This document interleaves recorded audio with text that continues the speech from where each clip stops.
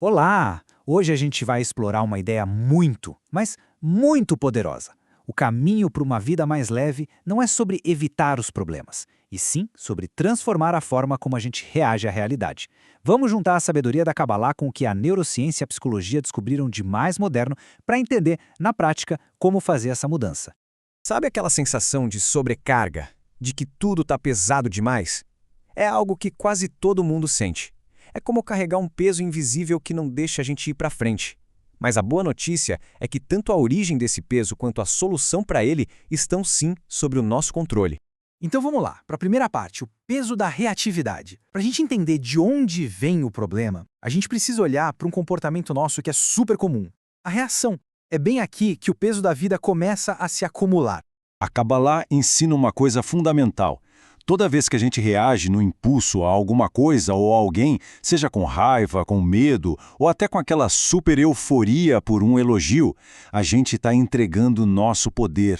A gente deixa de ser a causa, sabe, o protagonista da própria vida e se torna apenas o efeito, uma consequência das circunstâncias. E aqui nesse comparativo fica tudo muito claro. O estado proativo, aquele em que a gente escolhe a resposta, cria o que se chama de luz duradoura, uma satisfação que permanece. Já o estado reativo, ele só gera faísca, sabe? Picos de emoção que somem logo e deixam a gente estagnado com aquela sensação de que é a vida que controla a gente e não o contrário. Vamos para a segunda parte, prisioneiros do passado. Essa reatividade toda acaba prendendo a gente num círculo vicioso. Vamos entender agora como isso afeta a gente nos níveis biológico e psicológico. O neurocientista Joe Dispenza explica que viver reagindo o tempo todo coloca nosso corpo no chamado modo de sobrevivência.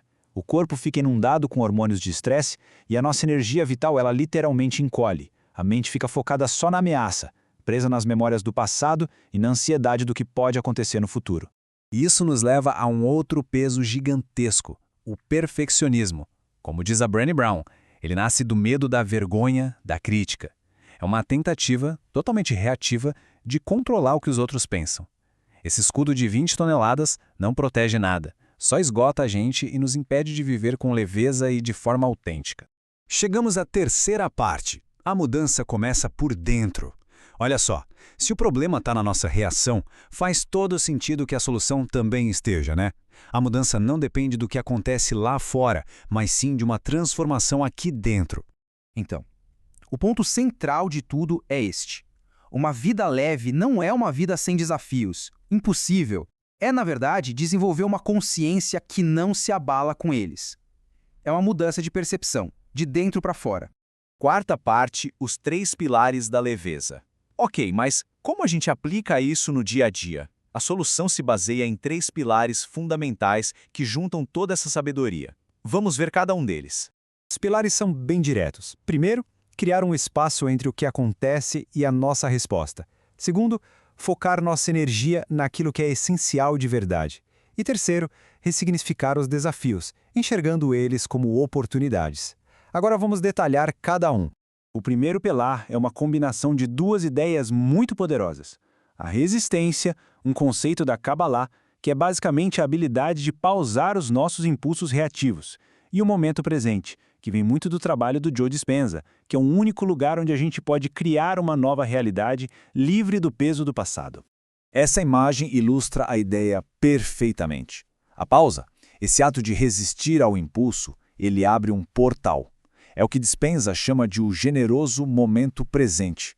Um espaço onde o passado e o futuro simplesmente não existem mais, e toda a nossa energia criativa fica disponível para a gente, aqui e agora.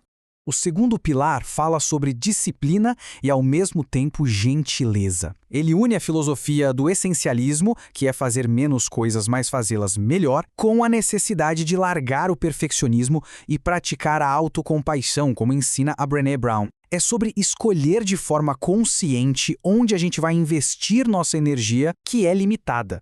Essa frase é um soco no estômago, né? Mas resume a urgência do essencialismo. Não é uma escolha que a gente pode deixar para depois. Se a gente não definir o que é importante, o mundo vai definir por nós. E o resultado quase sempre é a sobrecarga e aquele sentimento de que estamos vivendo a agenda dos outros. Agora, o terceiro pilar Esse talvez seja o mais transformador de todos. Ele nos convida a mudar radicalmente a forma como a gente enxerga os problemas. Para isso, vamos usar o conceito cabalístico de Tikkun e a ideia de cultivar a calma. Então, o que é esse tal de Tikkun? A tradução é correção. A ideia é que os obstáculos não são acidentes nem castigos. Eles são, na verdade, oportunidades desenhadas sob medida para o nosso crescimento. E mais, quanto maior o desafio, maior é a luz que a gente pode revelar ao superá-lo. Essa perspectiva transforma o peso em propósito. E, finalmente, a quinta parte. Torne-se a causa. Ao juntar esses pilares, a gente começa uma jornada de transformação real. Deixamos de ser como uma folha ao vento, sabe? Reagindo a tudo, para nos tornarmos a força que direciona a própria vida. E a transformação final, segundo a Kabbalah, é uma mudança na própria natureza do nosso desejo. A gente sai de um desejo de receber só para si, que sempre gera vazio, para um desejo de receber para compartilhar. É nesse movimento de contribuir, de compartilhar, que a verdadeira leveza e a plenitude são encontradas. E tudo isso nos deixa com uma pergunta para a gente pensar.